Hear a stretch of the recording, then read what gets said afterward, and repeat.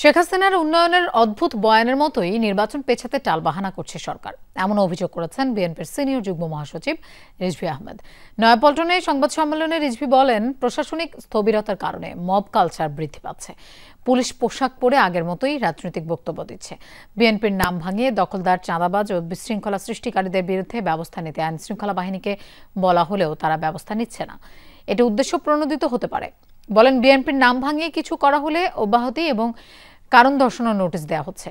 অভিযোগ করেন, বিএনপির এমন পদক্ষেপ গণমাধ্যমে খুব একটা প্রকাশ পায় না। ফেসবুকে পরিকল্পিতভাবে বিএনপির নামে অপপ্রচার চালানো হচ্ছে বলেও অভিযোগ করেন রিজভী।